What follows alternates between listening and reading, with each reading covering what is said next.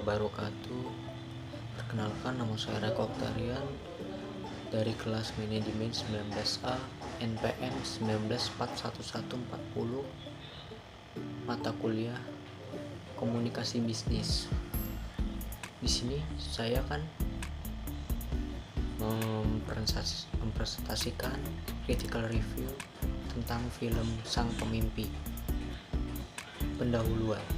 Dalam novel Sang Pemimpi, Andrea Hirata bercerita tentang kehidupannya di Belitung pada masa SMA. Tiga tokoh utama dalam karya ini adalah Ikal, Arai, dan Jimron. Ikal tidak lain adalah Andrea Hirata sendiri, sedangkan Arai adalah saudara jauhnya yang menjadi yatim piatu ketika masih kecil.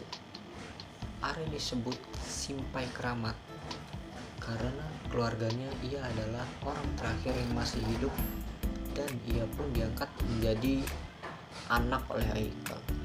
Jimron merupakan teman Arai dan Ikal yang sangat terobsesi dengan kuda dan gagap bila sedang antusias terhadap sesuatu atau ketika gugup. Ketiganya melewati kisah persahabatan yang terjalin dari kecil hingga mereka bersekolah di SMA Negeri Manggar, SMA pertama yang berdiri di Belitung bagian timur. Plot: Sang Pemimpi merupakan kelanjutan dari Laskar Pelangi.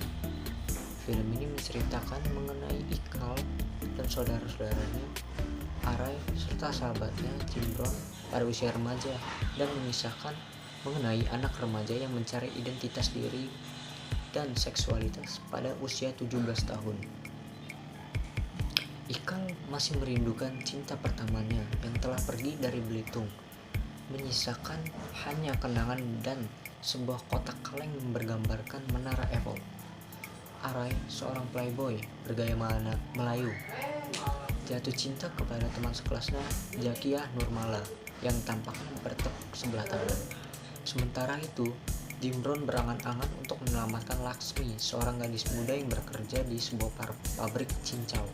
Bersama-sama ketiganya berusaha untuk mengatasi masalah-masalah yang mereka hadapi. C. Elemen kreatif. Tema utama dalam novel Sang Tema utama dalam film Sang Pemimpi ini adalah tema pendidikan.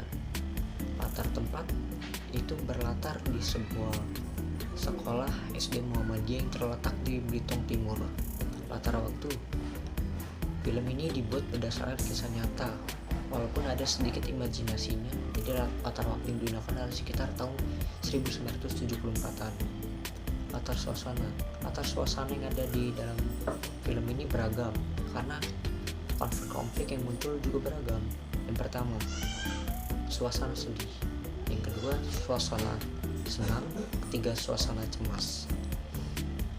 Penokohan: Arai, yaitu jenius, pintar, rajin, gigi, dan pantang menyerah. Jimron, gagap bicara, polos, baik hati, dan sangat antusias pada kuda. Pak Balia, bijaksana, pintar, dan baik hati. Pak Mustar, pemarah, berjiwa keras, dan galak. Ibu Ikal, baik hati dan penuh kasih sayang. Ayah Ikal, sabar, pendiam, penuh kasih sayang, dan bijaksana. Dan di sini juga ada tokoh-tokoh pendukungnya. Itu ada Mahader, Akil, Pak Cim Asman, Talukong, Hanim, Capo, Bang Zaitun, Pendeta Giovanni, Macik, Laksmi, dan lain-lain. Yang terakhir itu pendapat terhadap film. Menurut saya, film Sang Pemimpi ini sangat bagus untuk generasi muda agar tidak mudah menyerah untuk mencapai cita-citanya. Banyak pesan-pesan moral yang terkandung dalam film ini itu sudah sangat cukup menarik para penonton film di Indonesia, dan film ini memberikan motivasi semangat dan mimpi pada anak-anak yang patah semangat supaya sekolah dan melanjutkan pendidikannya ke lebih tinggi.